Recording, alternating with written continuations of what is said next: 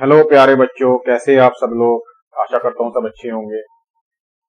तो क्लास को आगे बढ़ाना है। पिछली क्लास में हमने भिन्न से रिलेटेड कुछ बेसिक्स कॉन्सेप्ट भी किए थे, कुछ क्वेश्चंस किए थे। उससे पहली वाली क्लास में हमने आपको आधार समझाया था, कैसे आधार को आपको पहचानना है, ठीक है, कैसे उसके भाग को पहचानना है। तो दोनों क्लासेस बहुत इंपॉर्टेंट थी। अगर आप लोगों ने नहीं देखी हैं तो उनको जरूर देखिए, वो सब आपको बहुत ज्यादा बेनिफिट देंगी इस क्लास में, क्योंकि उन क्लास में जो हमने सीखा है वो यहाँ पर हम उसका यूज करेंगे, प्रयोग करेंगे, ठीक है। और RIS क्लासेस जो वेबसाइट है आप लोगों के लिए, उसको जरूर प्यार देते रहिए, क्योंकि उसी पर आपको क्विज़ेस मिलेंगी आपके एग्जाम की तैयारी के लिए। उसके बारे में भी बात करेंगे। आज हमें करना क्या है क्लास में, प्रतिशत वृद्धि और कमी से रिलेटेड जो क्वेश्चंस आते हैं या उसके जो कॉन्सेप्ट्स हैं, साथ साथ क्वेश्चंस के साथ साथ वो सीखेंगे जिस तरह से मैं समझाता हूँ, है ना। कोई फॉर्मूला वगैरह हम यहाँ नहीं करने वाले, बिना फॉर्मूला के हम सारे क्वेश्चंस करेंगे। कोई फॉर्मूला आपको रटने की यहाँ पर जरूरत नहीं कि आप ये सूत्र आपको रटना पड़ रहा है या यह फॉर्मूला आपको याद करना है, नहीं करना है। बहुत आसानी के साथ हो जाएगा अगर मेरी दोनों क्लासेस आपने देखी हुई है, जो हमने इससे पहले 2 क्लासेस की हुई है, अपलोडेड है। और RIS classes.in पर जाएंगे तो उनके लिंक भी आपको अवेलेबल हो जाएंगे। चलिए, प्रतिशत वृद्धि और कमी। तो वृद्धि क्या होती है, कमी क्या होती है, मैं मानता हूं सब लोग जानते होंगे, लेकिन मैं एक बार आपको एक्सप्लेन कर दूं, फिर मैं आगे बढ़ूंगा। वृद्धि से मतलब ये है, मान लीजिए कोई भी आइटम है, कोई माल है जिसका दाम 100 रुपए है। अभी 100 रुपए से उसमें 20 रुपए की वृद्धि हो गई। वृद्धि को मैंने प्लस से लगा दिया, है ना। तो अभी वो वृद्धि होने के बाद 100 से 120 का हो गया, ये वृद्धि हुई। अब प्रतिशत में कैसे होगी उसकी बात अभी करते हैं। अगर हम बात कमी की करें तो कमी, मान लीजिए 100 रुपए का माल है, 100 रुपए से 20 रुपए की उसमें कमी हो गई, है ना। तो वो क्या हो गया, 100 में से 20 माइनस होगा, 80 का हो गया।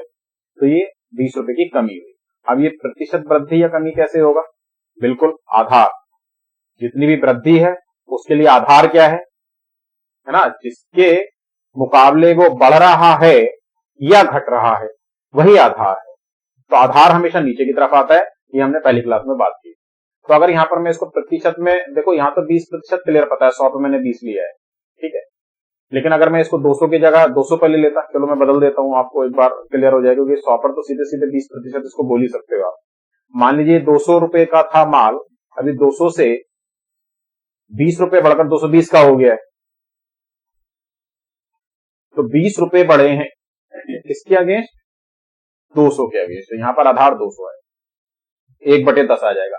अभी 1/10 आने के बाद 100 से गुणा मत कीजिए, वो दिमाग में आपको पता चल गया कि 1/10 हिन कितना होता है, पिछली क्लास में हम बात कर चुके हैं, वो 10% होता है। तो 10% की वृद्धि हो गई। इसी तरह से मान लीजिए ये भी 200 रुपए का था, अब इसमें 20 रुपए की कमी हो गई है, तो अभी कितने का रह गया, 180 का रह गया। लेकिन 20 रुपए की कमी किसके मुकाबले हुई है, 200 के मुकाबले, तो 20/200, यानी कि यहाँ पर भी 1/10 आएगा, और 1/10 का मतलब 10% कमी हो गई। तो प्रतिशत वृद्धि या कमी को सिर्फ ऐसे देखना है, बाकी कुछ इसमें कोई फॉर्मूला वार्मूला रखने की जरूरत नहीं है। बहुत बड़े बड़े प्रतिशत वृद्धि प्रतिशत कमी के लिए हम फॉर्मूले या सूत्र याद करते हैं, वो सब की जरूरत हमें नहीं पड़ेगी बिल्कुल। अब जैसे यहाँ पर एक क्वेश्चन है, यदि 2400 रुपए में 16.67% की वृद्धि हुई है। अभी आपको प्रतिशत वृद्धि दे दी है, अभी हमने जो बात करी थी प्रतिशत वृद्धि हमने निकाली थी, आगे ये भी क्वेश्चन आएंगे, लेकिन यहाँ पर प्रतिशत वृद्धि दे दी है, 16.67% की वृद्धि की जाती है, तो इसका बढ़ा हुआ मूल्य कितना है ज्ञात कीजिए, बढ़कर मूल्य कितना आ रहा है। तो यहाँ ध्यान दीजिए इस बात, ये भी समझना है आपको बहुत ध्यान से। देखिए 16.67 का हमें भिन्न का मान पता होना चाहिए, वो क्या है, 1/6 है ना। अभी 6 क्या बता रहा है आपको, मूल, जो मूल था उसको बता रहा है, यानी कि पहले मूल्य को दर्शा रहा है बोला मैंने, एक्चुअल नहीं है, पहला जो भी मान है वो मूल्य है या जो है उसको दर्शा रहा है। और ये क्या है, ये ऊपर है भाग, ये हमने पहली क्लास में आपसे बात करी थी। अब ये भाग क्या है, बढ़ रहा है, वृद्धि हो रही है, इसका मतलब इसमें बढ़ोतरी हुई है। पहले मान लीजिए किसी चीज का दाम 6 रुपए था, अभी 1 रुपए बढ़ गया है, तो 6 से 1 बढ़कर ये 7 हो जाएगा। तो यानी कि ये आधार में ये भाग प्लस होगा, तो वो आपका बढ़ोतरी होकर आ जाएगा। मतलब इसको आप क्या लिखोगे, 6+1 7/6 लिखोगे। अब जो दिया गया मान है वो 2400 रुपए है, तो 2400 से गुणा कर दो। नीचे वही लिखोगे जिससे यहां गुणा कर रहे हो, मतलब ये जो है 6, ये 2400 को तो दर्शा रहा है, पहला मान हमारा 2400 था और ये 6 पहले मान को दर्शा रहा है। तो इससे क्या होगा, जब इससे आप भाग करोगे तो आपका गुणांक आ जाएगा, जो हमने आपको बताया पहले, है ना, उभयनिष्ठ गुणांक। तो ये आ जाएगा आपको 6 चौक 24, 400 रुपए, 4 सत्ते 2800 रुपए आपका बढ़कर नया मूल्य आ जाएगा। तो मुझे लगता है कि आपको समझ आ गई ये बात। नहीं आई है तो फिर से देखिए, फिर भी कोई प्रॉब्लम होती है तो कमेंट्स में जरूर पूछिए, मैं आपको जरूर उसको एक्सप्लेन कर दूंगा। ठीक है, अगली बात करते हैं। यदि 1400 रुपए में 14.28%, 14.28% का जो भिन्न है वो 1/7 है, अभी कमी हुई है, तो आप सीधे सीधे बात करो। अभी आधार या भाग की हम बात कर चुके हैं, अब तो कमी है तो क्या होगा, आधार में से भाग क्या होगा, माइनस होगा, है ना। तो अभी 1 माइनस हो जाएगा तो हो जाएगा 6/7, और 6/7 पुराना मान कितना था, 1400, 7 से कितनी बार कट जाएगा, 200 बार, और 200 गुणा 6 कितना आ जाएगा, अभी ये 1200 आ जाएगा। ठीक है, तो अभी आपका नया आंसर 1200 आ गया है। चलिए अगले अभ्यास प्रश्न पर चलते हैं। कुंडा गांव की जनसंख्या 5600 है, पहली जनसंख्या।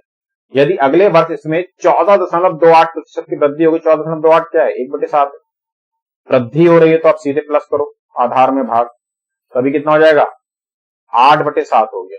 8/7 गुणा 5600 पहला मान था, 7 से कट जाएगा 800 बार, 7 8 56 होता है, और 8 8 64। तो नई जनसंख्या बढ़कर कितनी हो गई, 64 से हो गई। पहले 5600 थी, 14.28% बढ़ने के बाद ये 6400 हो चुकी है। ठीक है, मुझे लग रहा है कि आपको समझ आ रहा है, और फिर से मैं वही बोलूंगा, नहीं तो इसको रिवाइंड करके फिर से सुनिए ठीक से। और अगर फिर भी कोई दिक्कत हो रही तो पिछली जो 2 क्लासेस आपने अगर नहीं की हैं तो उनको जाकर जरूर कीजिएगा। ठीक है, एक दुकानदार रेडियो पर 8.33% की कटौती करता है, कटौती का मतलब कमी। अब 8.33 अगर आपको इसका भिन्नात्मक मान पता है तो ये आपके लिए बहुत आसान हो जाएगा। कमी कर रहा है, 1/12 है, कमी हो रही है, तो 12 से 1 कमी होकर क्या हो जाएगा, 11 रह जाएगा, तो अभी आ जाएगा 11/12। और पहला मान कितना था, 2400, तो 12 से 200 बार ये कट जाएगा, 200 गुणा 11 कितना आ जाएगा, 2200, आपका नया मान आ जाएगा। ठीक है, अतुल का मासिक वेतन 22,800 था, उनकी सैलरी में 16.67% की वृद्धि हुई है। 16.67 भिन्नात्मक मान 1/6 बढ़ोतरी हुई है, तो क्या करोगे, आधार में भाग प्लस करोगे, 6 और 1 7/6। पुराना वेतन कितना था, 22,800, अभी 6 से भाग कर लो इसको, कितना आ जाएगा, 6 के 18, 4 8 6 48, 3800। अभी क्या करना है आपको, 3800 को 7 से गुणा करना है, 2 जीरो आ जाएंगे, 7 8 56, 5 बचेगा, 7 21 और 5 26,600। तो अब अतुल का वेतन बढ़कर 26,600 रुपए प्रति माह हो गया है 22,800 से। ठीक है, पिछले वर्ष मनोज का वेतन 20,000 रुपए और मोनिका का वेतन 16,000 रुपए था। इस वर्ष मनोज का वेतन 22,000 है, जबकि मोनिका का वेतन 18,000 रुपए। तो देखो 20,000 से 22,000, 2,000 रुपए बढ़ गया है, किसके मुकाबले, 20,000 के मुकाबले। तो मनोज के वेतन में कितने प्रतिशत वृद्धि हुई है, तो भाई 2,000 की वृद्धि हुई है, कितने के मुकाबले, 20,000 के मुकाबले। अभी आपको पता है 2,000/20,000 1/10 आएगा, और 1/10 हमें पता है कितने प्रतिशत आता है, इसका ये भिन्न आ गया, तो इसका प्रतिशत मान कितना हो जाएगा, 10% की वृद्धि हुई है मनोज के वेतन, है ना।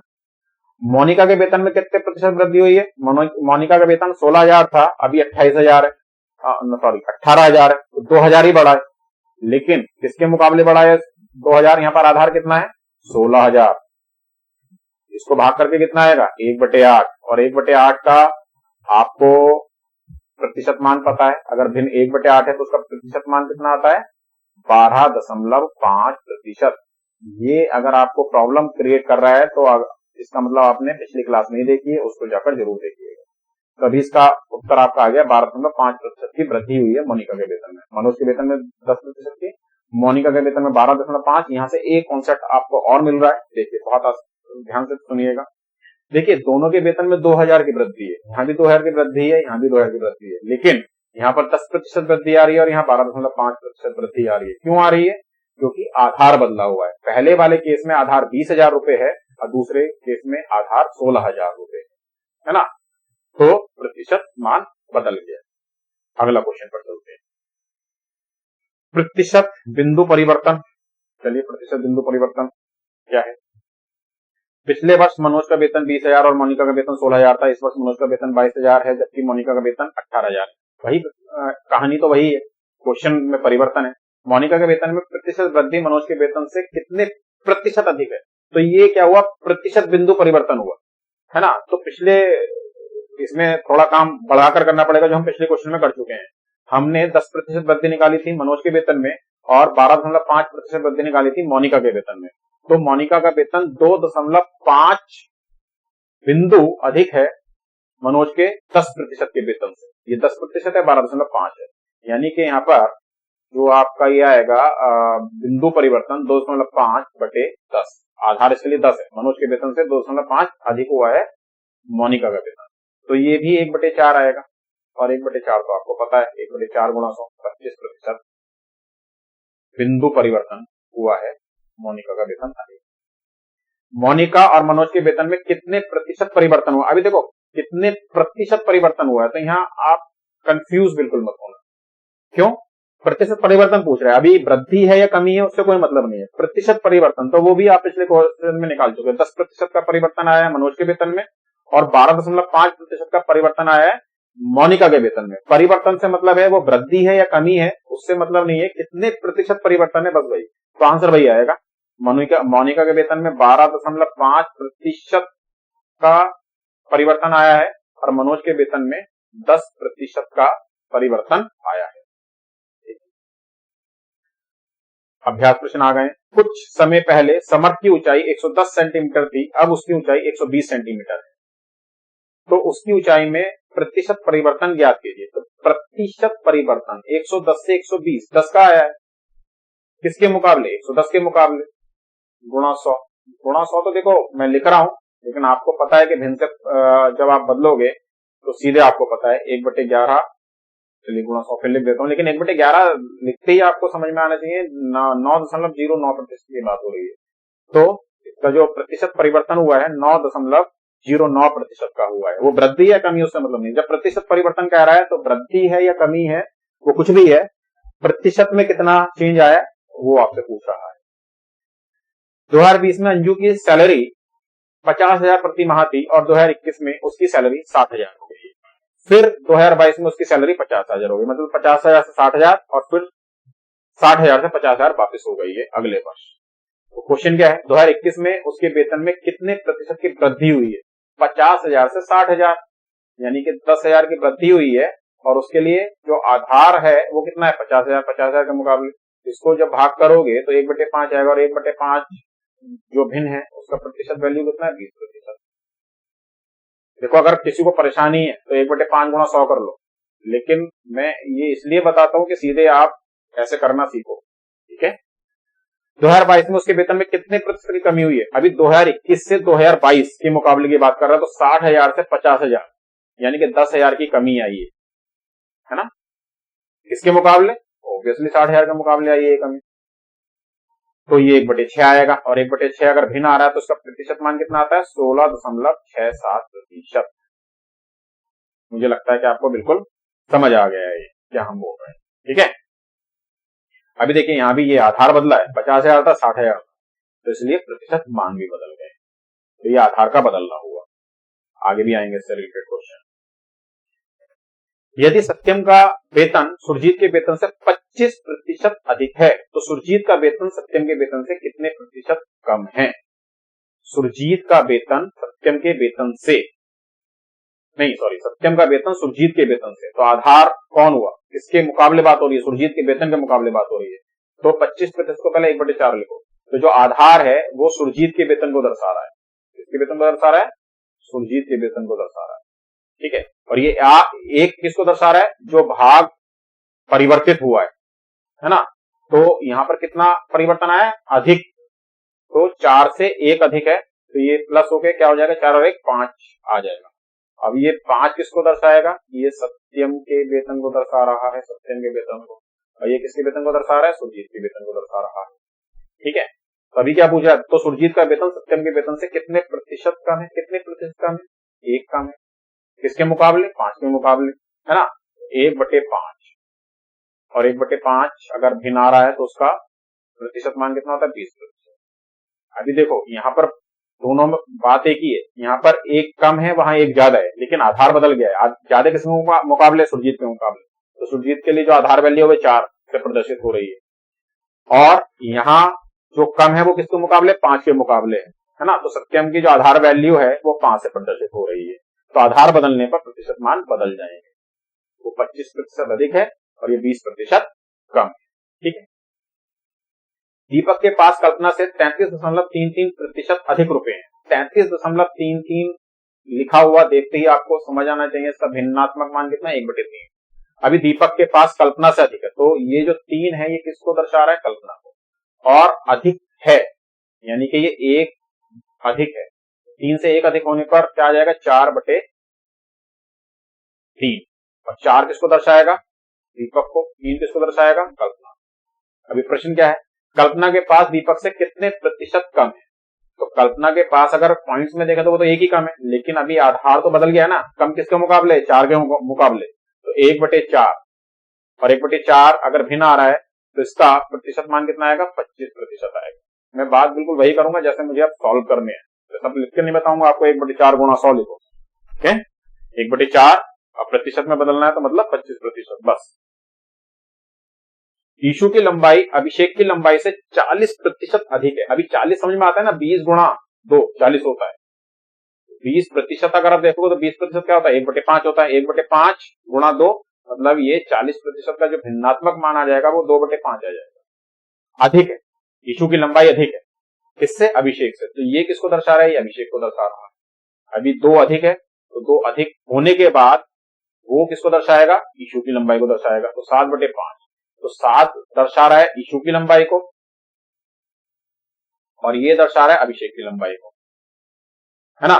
तो अभी क्या पूछा, अभिषेक की लंबाई ईशु की लंबाई से कितने प्रतिशत कम है, तो कम कितना है, 2 पॉइंट ही कम है, लेकिन किसके मुकाबले, 7 के मुकाबले, तो 2/7 और 1/7 तो सबको पता है ना, 1/7 कितना होता है, 1/7 होता है 14.28%, 1/7 गुणा 100 लिखोगे तो, ठीक है। इसका मतलब यहां पर ये कितना आ जाएगा, 14.28% का दुगना आ जाएगा, यानी कि 28.56% आ जाएगा। अभी देखो गुणा 100 ये आपको दिमाग में रखना है, ठीक है, गुणा 100 है तभी आ रहा है, ऐसे मत समझना 2/7 की बात कर रहे हैं, गुणा 100 तब 28 अगर 2 से को 7 से भाग करोगे तो वो 0.2856 आएगा, लेकिन 100 से गुणा भी हो रही है। तो हमने आपको ये पहले बता चुके हैं कि हमें भिन्न और प्रतिशत में ये रिलेशन पता होना चाहिए। 2/7 भिन्न का मान प्रतिशत में बदलने के लिए आप 100 से गुणा करते हो, ये पता है आपको, तो 100 इंक्लूडेड है।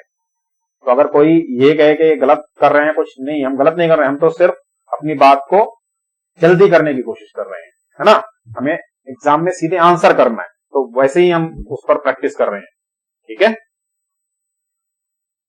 विक्रांत का वेतन 20% कम हो गया है, लेकिन कुछ महीने के बाद इसे मूल वेतन तक बढ़ा दिया गया, मतलब पहले 20% कम हुआ फिर मूल वेतन तक बढ़कर आ गया। बहुत अच्छा क्वेश्चन है ना।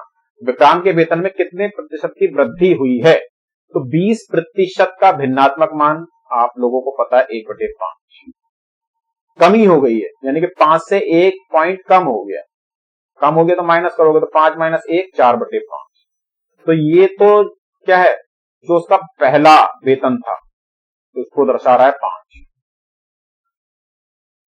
और 4 किसको दर्शा रहा है भाई, जो नया वेतन हुआ है।